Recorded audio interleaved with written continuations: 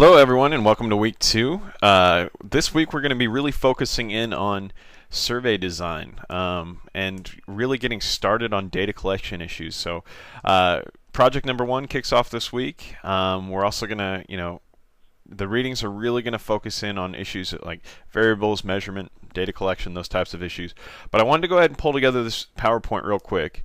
And a lot of this PowerPoint this week is actually me pulling resources from video responses I've provided to previous semesters. And so there's a lot of student questions that are from last year or the year before that I'm pulling the information forward to share with you here on the front end rather than trying to provide it in the summary at the back end of the week. And so the topics I'm going to cover here real quick are survey types, respondent homogeneity, closed versus open responses, context, and pilot studies. These are all topics that will be covered here in the readings this week, but I wanted to go ahead and give you a quick overview and answer some questions that I anticipate popping up from the readings. So anyway, we'll go ahead and get started on that. We'll pick up with a student question from our previous semester here on the next slide.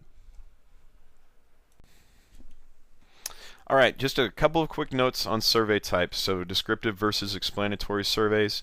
The discussion leaders and other discussion posts have been up on the message boards. I think most of the, what the distinction between these two, I think, is getting cleared up on the discussion boards.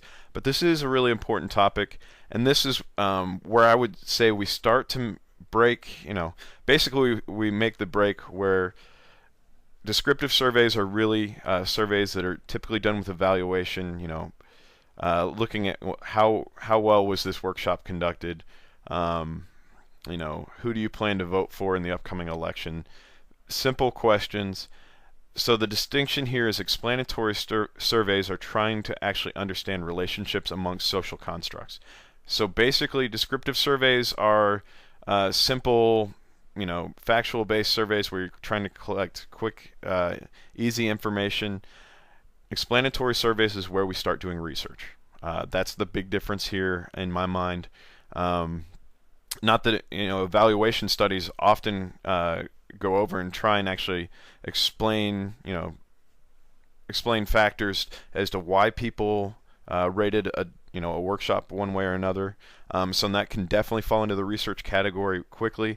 But if you're not looking to try and understand what's driving somebody's attitude or response, then you're not doing an explanatory survey.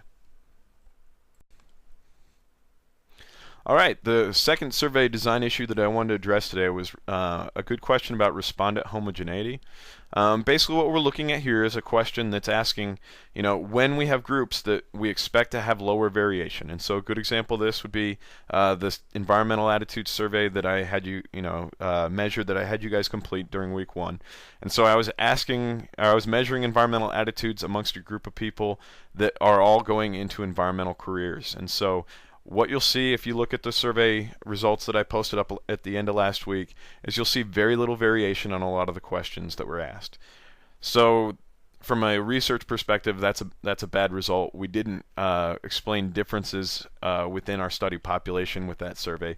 It wasn't really intended to. It was just a good introduction for this class. So, but basically, one of the things that you get here is we can study groups where we expect where there are a lot of similarities. And so with my dissertation work, my specific area of focus was looking at the factors that influence farmers. And so this would be conventional row crop farmers in Indiana.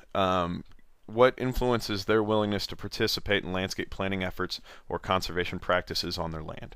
And so again, there's been a lot of studies done that look at a lot of instruments developed that look at separating the attitudes of people who are, conventional row crop farmers, really, from people who are engaging in more sustainable agriculture. And those are two very distinct groups, and it's very easy to measure, the differences there. However, as conventional row crop agriculture still dominates the landscape, this is a really critical stakeholder group that we need to understand what's driving their behavior. And so, again, a group that we can expect less variation in. This is where your operationalizing your construct really comes into play. What you'll see on the right-hand side of the screen is the environmental stewardship scale that I developed that was specific to row crop farmers. This is really an attempt to start to break apart different environmental motivations or different, different attitudes towards the environment amongst these row crop farmers. And so take a look at this. Again, what it means is that the less variation we expect within a group, the more specific our operational definition needs to be, and the better job we need to do of trying to define what it is we're trying to break out amongst the different groups. Again, within a research context, we're looking to understand differences amongst our survey participants. All right, another survey design issue I wanted to address today was the notion of closed versus open responses. And the question here is really asking, is it possible to collect both closed response questions and open-ended questions on the same survey? This is something we do all the time. So the closed response questions give us quick data that's easy to analyze, and we follow it up with open-ended questions that help us understand if people, if people are actually, if our instrument's valid, basically. So if people are actually responding to the questions in the way that we thought they were, or understanding the questions in the way that they were intended. And so that's something that we do all the time. Another thing that we do here on the right-hand side, this is a typical back page for a mail survey. And so what you're going to do is that at the end you're going to, you can ask an open-ended question. And so this was part of, again, my dissertation research here. And this was, just an open-ended question, something we were looking for some feedback on. And we gave them the majority of a page to respond, and we got a lot of great responses out of this. Again, this is one of those things that adds depth to our studies, right? So this is that combination of qualitative and quantitative research is just such a critical part of social sciences. Oftentimes we don't fully understand the constructs, or how people are going to respond to the constructs we're trying to measure, and the more information we can get, the better. Again, survey length comes into play here all the time, and so you're not going to be able to ask an open-ended response for every single item you put on a survey. It's probably better to group this towards the end of the survey for a lot of the general questions. But if you're doing something that is truly exploratory, that you haven't had a chance to fully pretest, or that hasn't been, you haven't borrowed from somebody else who's proven reliability over time, this can help you figure out what questions need to be included in that final measure. So if you're going to take 6 questions that are measuring teachers' attitudes towards social networking websites, which of those 6 questions really resonated with your respondents? I mean, we can analyze that using factor analysis that we'll get to here in a few weeks, but it's always helpful to have that actual feedback, direct feedback, straight from your participants. All right, another really great question here, survey design issue that popped up was just the notion of contact and how do we handle contacts with respondents. And again, this is going to depend on your research question, the sample, who it is you're trying to collect data from, how many people are involved in this. And so the question here is that so when you're doing a small study, is it appropriate to send somebody a note of thanks?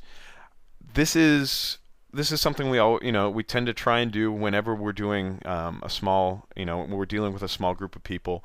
One of the other challenges that, one of the other things that you'll often be asked for is that people who participate in a study would like to know what your results were, right? So they've invested time in it. They'd like to know what what you actually got out of that. And that, again, this gets wrapped right into budget and available time and resources for studies. But this does raise the issue of how do we contact people? How do we recruit our participants? How do we get responses up? And how do we get, to that 35-40% threshold that's very common in the social sciences for a mail survey, right?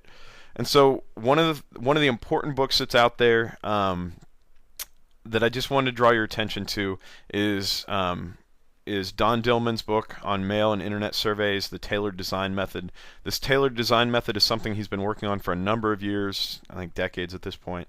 And it's basically, he continues to do research on survey research. And so he's out there exploring what factors increase response rate.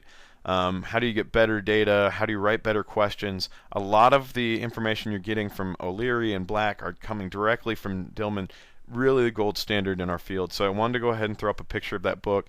If you get a chance, it's worth, after this class, if you've got questions about quantitative research and how to do a survey, get a copy of this book. It's going to help you do your work.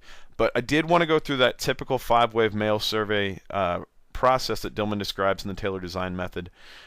So one of the things that you can do, just to walk through this real quick, when we do a mail survey, the first thing we do is we send out an advance letter. So just a normal letter stating the purpose of our survey, introducing the researchers, the intent of the research, basically letting people know that expect a survey in the mail in the next week or so. The next thing we do is we send out the first survey packet. We assume that we, on that first survey packet that goes out, we take the response. We include a tracking number on it usually, so that we can, as people send them back in, we can remove them from the mailing list. Hopefully, with that first wave, or I guess it'd be the second wave here. So with that first survey packet, hopefully you're getting up to that 20-25% return rate. That's ideal at this stage in the game. So the next thing we do is we usually follow that survey packet with a reminder letter or send out a postcard that say, we haven't heard back from you yet, could you please take the time to complete our survey and send it back in. If then we haven't heard from anybody, again, this is spread out over a series of 3 or 4 or 5 weeks, but for the entire process, all 5 waves. And if we haven't heard from them after we send them that postcard, we typically go ahead and fire off another survey packet. So we'll send out the whole survey again. And then, one of the things that we can then do is we can either send out a second reminder letter, or Dillman's actually found that if you go ahead and send a third survey packet as a priority mail, so again, this is a huge expense because you're starting to talk about spending upwards of $5 per survey sending them out. But what Dillman has shown is that priority mail envelope will bring in responses. And so again, this is a process of how do we get our response rate up to an acceptable level to publish.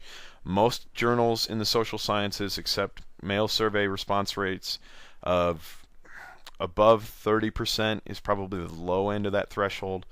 In order to get up to 60% that Black talked about last week, one of the things I did with my dissertation research is that I actually went door to, in this process, I think it was my 4th contact. So instead of sending out survey packet 2, I actually drove out to people's houses and dropped them off at the door. Now these were farmers spread out all over a large geographic area, and so this was a massive undertaking that required me hiring a bunch of undergraduate assistants to do this. But we did get so we actually dropped them off and we came back later and picked them up. And so we did get a big boost in the response rate, and I got above 60% on that study. So you've got to invest the time to get your response rates where you want them if you're doing a survey of the general public or even a targeted audience like mine with farmers.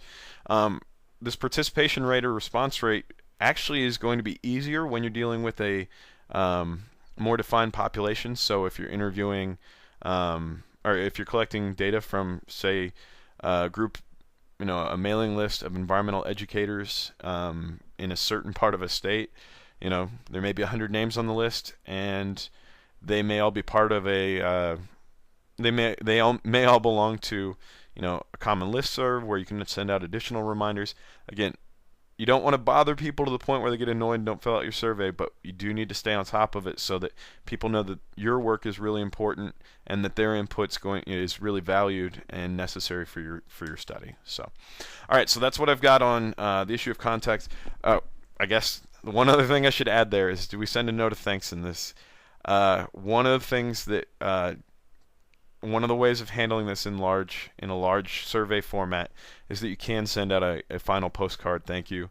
A lot of times this is even best done once you've got some results that you can post up to a website that show people what you found, and then send out a survey and say thank you for participating. Again, this is a budget issue, but that's one of those things that, remember, your participants are giving you their precious time, and respect that, and try and give back to them as much as you can.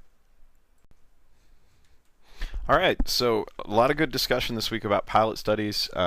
Black really reinforced this notion of pilot studies as a critical step in the research process, and I absolutely agree with him, especially when you're new to quantitative research.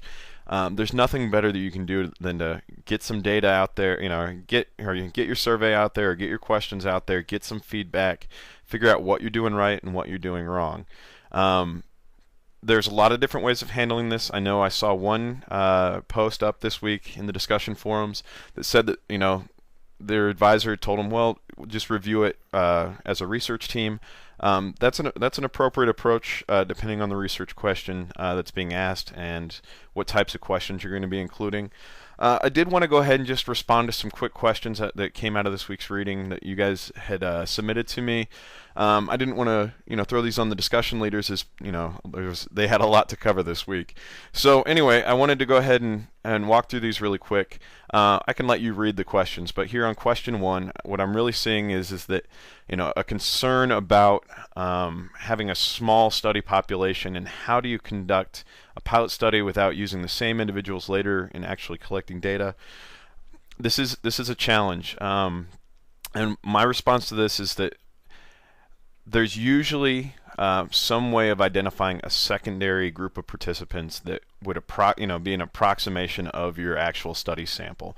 You shouldn't be collecting data in most cases, especially when you're dealing with a small group of participants. You probably shouldn't collect pilot study data with the people who are actually going to respond to your survey. It'll introduce bias into the survey results down the road. If you're asking them to do a pretest and then here's the real thing, they'll have already seen it before, whereas your other respondents won't have seen that at that point in time. And so, I guess, an example, if I'm just kind of thinking up one, if you're an easy example is if you were collecting data from a group of students. So like if I was collecting data from this graduate class, which, again, small sample, how would I go out and pilot that study? Well, I could probably find easily find another group of graduate students. They may not be as, specific, studying or going into environmental professions, but I could find another group of graduate students who at least are, at the same reading level, generally, demographically probably very similar in age and income and those types of things. And I could look at that, have them go through that with me and take their feedback into account and then recognize there may be some differences with the actual group that you're going to be studying. So that's one way to look at that. The second question here really deals with, is there a proper procedure for conducting a pilot study? Yes and no. I mean, you'll see some people that very much formalize this process that, a good pilot study needs to be a representative sample of the people you're going to be sending this, the participants you're going to ultimately be speaking to about, or collecting data from. There we go. But I guess my take on that would be that it's going to vary situation to situation. How much feedback do you need? You need enough feedback to understand if your instrument's working well or not working well. And that's going to vary. It could be you need to talk to 3 people and just 3 informed people who understand the topic that can take a look through it, tell you which questions are confusing, which questions are working well, help you with wording issues that come up in your questions. Again, somebody who specializes in doing social science research, who's really skilled in writing questions. I mean, I have a lot of experience doing this, and so people bring me surveys, and I'll take a look through them, and I can generally pick out the problems just as an individual. But again, it's always best to go out to your and make sure that things are working the way you want to. The third question here really deals with if you don't find any problems with your initial pilot study, if your instrument sails through and it's working great, can you keep that data and just enter that into your results and work with that data down the road? So the answer is yes and no. And so I say yes because if you collect data from people, if your pilot study collects data from a small group of your ultimate respondents, right, the people that you're actually trying to study, and there are no problems, and you're going to use the same instrument down the road, then there shouldn't be any problems. I would caution here that that a lot of times we do pilot studies in a face-to-face setting where we sit down with somebody and have them go through the survey, give us direct feedback. We can have an open discussion as they're walking, after they've answered the questions or while they're walking through the survey. And then if we turn around and send it out as a mail survey, then I think we've got issues because we're mixing up our methods, and that might introduce some bias. And so it's something to think about in this process. Again, one way to look at it might be to just go ahead and include it, and then down the road run the results and see if there's an effect between those who participated in the pilot study, if something's different going on there versus your overall study. And if you see something different, my guess would be the first place to look would be that you've inserted some kind of bias based on the method. That'd be my first thing to check out. So, all right, and then the last question here about pilot studies is that should you run multiple trials of your study instrument before actually using it for data collection? The answer is sometimes. So, again, this is one of those situations where if you run through with your pilot study and you've reviewed it with experts or your advisor or other informed people and then done a pilot study and you're not coming up with any problems on the first run, that's probably good enough. You've got something that's working well enough that you can go out and collect data on it. If, however, you identify a major problem, if people don't understand exactly what it is they're responding to, or if you've done a poor job of operationalizing your definition, meaning that the items just aren't, so it's a validity issue. So if the items aren't measuring what you're hoping that they measure, so you ask them to go through the survey and then you ask them what they think that that question was about, or that series of questions was about, and they come up with something completely different, you're going to want to go ahead and do a secondary pilot test, or go back and do some revisions, talk with experts again, talk with your advisor again. Again, this is just an iterative process. You do it until you get it right, because it doesn't make any sense to collect data. It really doesn't make any sense to collect data with a bad instrument, because the results just aren't going to give you what you're looking for. All right, so that's what I've got on pilot studies.